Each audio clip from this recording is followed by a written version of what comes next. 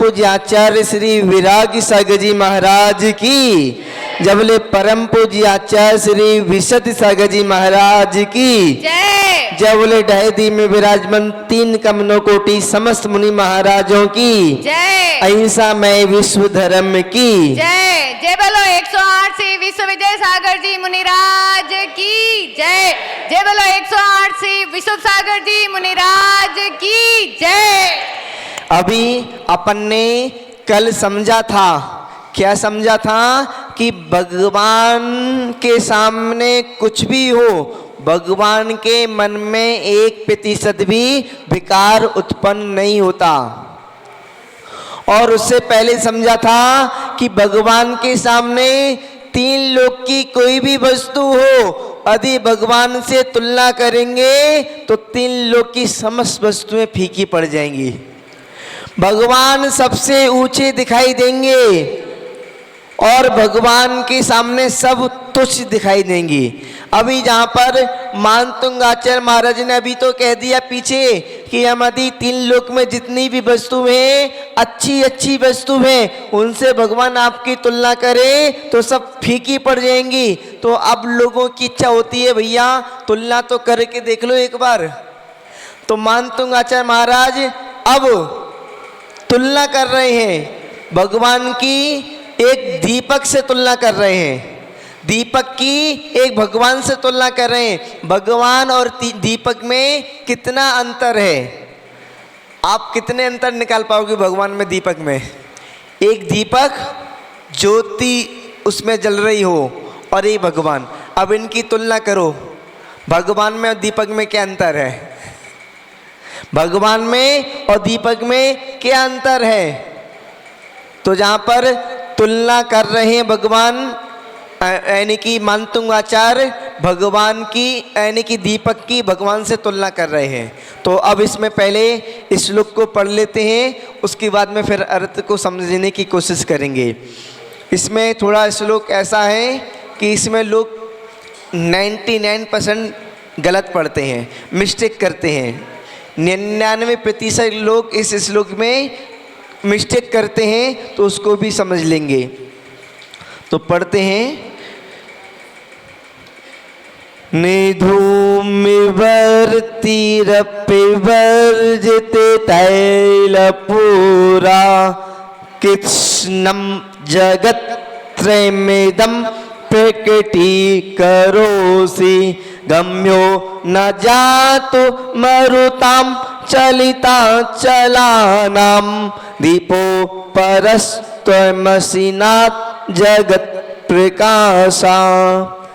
इसमें निर्धूम वर्ती रप वर्जित तैल तेल और तैल, इसमें बड़ी मात्रा लगी हुई है।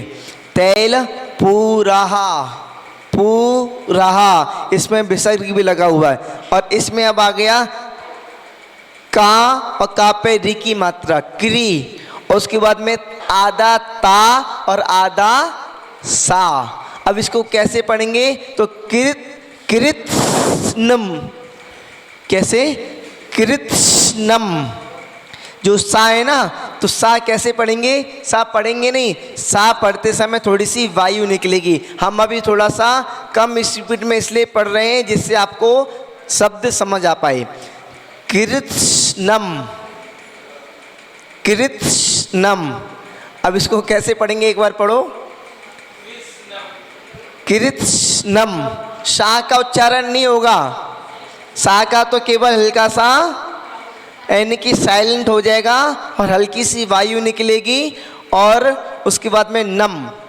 कृष्णम, जगत ता आधा है, जगत त्रय मिदम प्रकृति करोसि गम्यो ना जातु मरुताम चलिता चला नाम दीपो परस त्वा मसी नाथ जगत प्रकाशा। इस तरीके से प्रकाशा, बहुत लोगों के नाम भी प्रकाश होते हैं। यहाँ पर अब अर्थ को समझ देते हैं। निर्धूम वर्ती, धूम माने क्या होता है? धूम माने क्या होता है? धुआं। और निर इसमें यदि लग गया तो धुआं से रहित। अपन यदि दीपक को देखें, दीपक को यदि अपन जलाते हैं तो उसमें से काला काला धुआं निकलता है। आप इसको गौर से देखना, लाइट लगा के देखना, दीपक जब जलता है तो उसमें से धुआं निकलता है। दीपक जब जलता है तो उसमें से धुआं निकलता है। जब प्रकाशित होता है तो धुआं निकलता है। और भगवान प्रकाशित होते हैं तो भगवान में से क्या निकलता है? भगवान में से कुछ नहीं निकलता। निर्धूम, धुआं और वर्ती, बाती। जब दीपक को प्रज्वलित करते हैं तो बिना बाती के दीपक प्रज्वलित नहीं हो सकता, उसमें बाती की आवश्यकता पड़ती है। और भगवान जब प्रकाशित होते हैं, भगवान जब प्रकाशित होते हैं, भगवान को जब केवल ज्ञान की प्राप्ति होती है तो कौन सी बातें लगाना पड़ती है? अपने कर्मों को नष्ट कर देते हैं और अपने अंदर की ज्योति को जला लेते हैं, अंदर के ज्ञान को प्रज्वलित कर लेते हैं। तो धुआं और बाती से रहित, निर इसमें दोनों में लग जाएगा, निर्धूम और निर्वाती। धुआं और बाती से रहित, अपवर्जित, अपवर्जित यानी कि रहित। किससे? तैल पूरा, यानी कि तेल के पूर से रहित, यानी कि उसमें तेल भी नहीं भरा। दीपक कैसा है? उसमें ना तो धुआं निकल रहा है, ना बाती लगी है और ना तेल भरा हुआ है। तेल पूरा यानी कि तेल से रहित, तेल के पूर से रहित।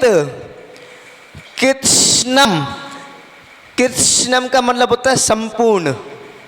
जगत त्रयम, तीन जगत को, तीन लोक को, इदम इस तीन लोक को प्रकृति करो से प्रकाशित करने वाले। दीपक जो होता है, यदि अपन दीपक को प्रज्वलित करते हैं तो वो प्रकाश तो फैलाता है, पर कितने स्थान पर प्रकाश करता है? थोड़े से स्थान पर। और भगवान कितने स्थान पर प्रकाशित होते हैं? कितने स्थान को प्रकाशित करते हैं? पूरे तीन लोक को प्रकाशित करते हैं।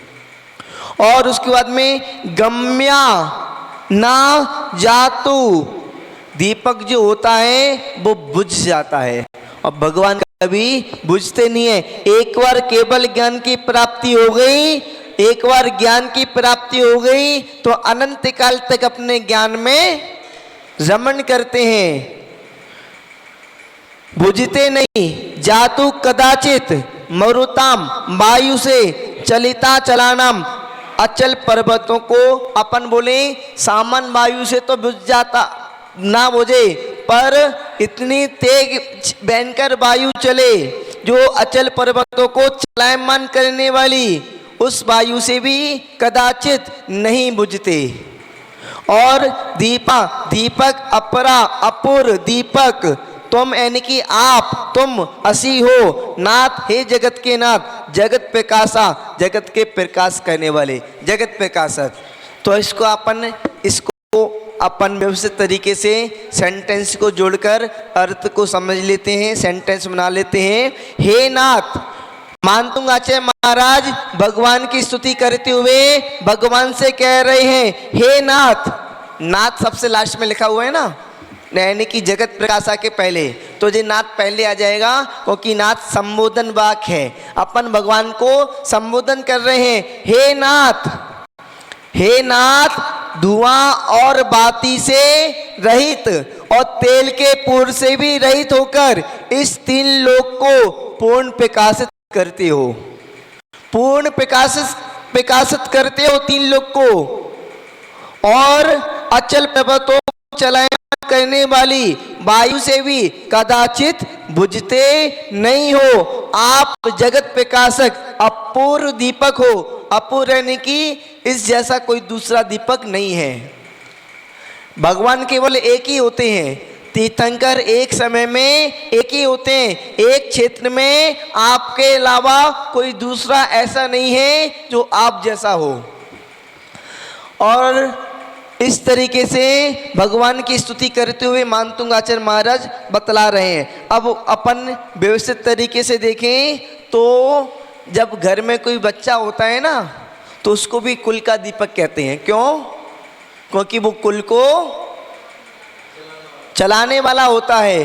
कुल दीपक, और कुल दीपक के अलावा संसार में जो दीपक जलाते हैं ना उसको भी दीपक, लौकिक दीपक, दीपक जो ज्योति जलाते हैं उसको भी दीपक कहते हैं। संसार का दीपक जलाते हैं तो उसमें बाती रखना पड़ती है, उसमें घी तेल डालना पड़ता है, उसमें घी तेल डालना पड़ता है और उसको प्रज्वलित करना पड़ता है। प्रज्वलित करते हैं तो उसमें से धुआं भी निकलता है। और भगवान को ना तो प्रज्वलित करना पड़ता, ना घी डालना पड़ता, ना तेल डालना पड़ता, ना बाती डालना पड़ती। भगवान तो अपने तप के माध्यम से, तप के द्वारा, शुक्ल ध्यान के माध्यम से अपने अंदर के दीपक को जला लेते हैं। कोई व्यक्ति होता है पागल सा होता है तो बोलते हैं ये तो डिस्टर्ब है, और उसको बोलते हैं भैया थोड़ा सा अंदर से थोड़ा सा चेतने की कोशिश करो, अंदर से समझने की कोशिश करो, अपने ज्ञान ज्योति को जलाने की कोशिश करो। अपन यदि अपन ज्ञान ज्योति को जलाएंगे तो अपने पास क्षपसम ज्ञान है और भगवान के पास केवल ज्ञान है। भगवान की केवल ज्ञान ज्योति जलेगी तो भगवान की केवल ज्ञान ज्योति नरक को, मध्य लोक को, ऊर्ध्व लोक को, सिद्ध लोक को और समस्त तीन लोक को और समस्त संसार को और समस्त जीवों के बारे में, भूत का, भविष्य का, वर्तमान का सब कुछ देख लेंगे। सब कुछ देख लेते हैं भगवान अपनी ज्योति के द्वारा, अपने आत्मा के द्वारा, अपने आत्मज्ञान के द्वारा, अपने केवल ज्ञान के द्वारा। और अपना जो दीपक होता है यदि अपन उसको जला दें तो जहाँ पर जो रखी हुई वस्तु है और एक सीमा क्षेत्र बनी हुई है उस सीमा में रखी हुई वस्तु है उसको अपनी आंखों से देख सकेंगे, अन्य चीज़ों को नहीं देख पाएंगे। तो यहाँ पर इतना ही कि भगवान की दीपक से तुलना कर रहे हैं मानतुंग आचार्य महाराज, और तुलना करने पर मानतुंग आचार्य महाराज बता रहे हैं कि भैया हम दीपक से भी यदि आपकी तुलना करें तो आप कहाँ और दीपक कहाँ, दीपक कहाँ और आप कहाँ। आपकी तुलना दीपक से नहीं की जा सकती। आप तो जगत प्रकाशक अपूर्व दीपक हो, आप जैसा कोई दीपक संसार में नहीं है। इस तरीके से मानतुंग आचार्य महाराज ने 16वें नंबर के श्लोक में दीपक से भगवान की तुलना की। कल अपन 17 नंबर का श्लोक पढ़ेंगे। कल अपन सूर्य से भगवान की तुलना करेंगे। अब तुलना कर रहे हैं भगवान की संसारी वस्तुओं से, तुलना करके भगवान को श्रेष्ठ बतला रहे हैं, भगवान के गुणों को ज़्यादा अपन समझ पा रहे हैं। अपन जब तक भगवान को नहीं समझेंगे तब तक हम अपने आप को भी नहीं समझ पाएंगे। सबसे पहले तो अपन को भगवान को समझने की कोशिश करना है। भगवान ने संयम का पालन किया, भगवान ने संयम का पालन किया। हम कितने संयम का पालन करते हैं? भगवान ने तप किया, हम कितना तप करते हैं? भगवान ने त्याग किया, अपन कितना त्याग करते हैं? हम कितना त्याग करते हैं? हम रात्रि भोजन तक त्याग नहीं कर पाते, हम अभक्ष तक का त्याग नहीं कर पाते। भगवान ने तप किया, त्याग किया और संयम का पालन किया। तो हमको भी यदि अपने आत्मा की ज्योति को जलाना है, अपने को, यानी कि कुछ लोग बोलते हैं महाराज जी हमको कुछ समझ नहीं आता, याद नहीं होता, पढ़ने में समझ नहीं आता। भैया जब तक आप तप त्याग मार्ग पे आगे नहीं बढ़ोगे जब तक आपको कुछ भी समझ नहीं आएगा। बच्चा होता है ना, छोटा सा बच्चा, उसको सब कुछ याद हो जाता है। क्यों हो जाता है? क्योंकि उसको किसी प्रकार का टेंशन नहीं होता, ना परिवार का टेंशन होता, ना धन पैसे का टेंशन होता, ना किसी प्रकार का कोई अपना संसारी टेंशन होता, और अपने पास में कितना टेंशन होता है, संसार का टेंशन, पैसे का टेंशन, परिग्रह रखने का टेंशन, पाप करने का टेंशन, घर बसाने का टेंशन। तो आप जितने भी टेंशन हैं, जितनी भी चिंता हैं, जितनी आप चिंता छोड़ते चले जाओगे उतना आप आगे बढ़ते चले जाओगे। बुढ़ापे में भी याद किया जा सकता है। आज हमारे गुरुदेव के संग में छुल्लिका वात्सल भारती माता जी हैं। वो सभी चिंताओं से रहित हैं और डेली, पहले हम जब संग में थे तो डेली एक श्लोक याद करके आचार्य जी को सुनाती थी, और उनकी उम्र थी लगभग 65 साल के आसपास। 65 साल के आसपास थी। प्रतिदिन श्लोक याद करके सुनाती थी। क्यों? क्योंकि उनको किसी प्रकार की कोई चिंता नहीं थी। आपको भी यदि आगे बढ़ना है तो परिग्रह को, आपको परिग्रह से विरक्ति लेना है। आपको आगे बढ़ना है तो संयम को धारण करना है। आपको आगे बढ़ना है तो थोड़ा थोड़ा तप करते चले जाना है। और तप अपन यदि बैठते हैं ना तो पूजा में पूरा भी नहीं बैठ पाते, अधूरा बैठ के निकल जाते हैं। अरे भैया, जब अपन पूरा नहीं बैठ पा रहे तो अपने पूरे कर्म नष्ट कैसे होंगे। हम पूरा भी नहीं बैठ पा रहे, इतना भी तप नहीं कर पा रहे कि हम विधान में बैठे हैं, पूजा में बैठे हैं तो कम से कम पूरा विधान, पूरी पूजा करके ही उठें। इतना तप नहीं कर पाओगे तो आपके कर्म कैसे नष्ट होंगे। अनादि काल से कर्म लगे हुए हैं। अनादि काल से हम इतने घोर कर्मों को बांधते चले आ रहे हैं, और इतने घोर कर्मों को बांधते चले आ रहे हैं तो कैसे छूटेंगे इन कर्मों से। तो इन कर्मों से तप के माध्यम से छूट सकेंगे। थोड़ा सा तप करना सीखो तो आपके कर्म भी छूट जाएंगे, और तप करोगे तो आपके अंदर का दीपक, आपके अंदर का दीपक भी जल जाएगा, और आपके अंदर का दीपक जल जाएगा तो आप भी मार्ग में आगे बढ़ जाओगे। वीर भगवान की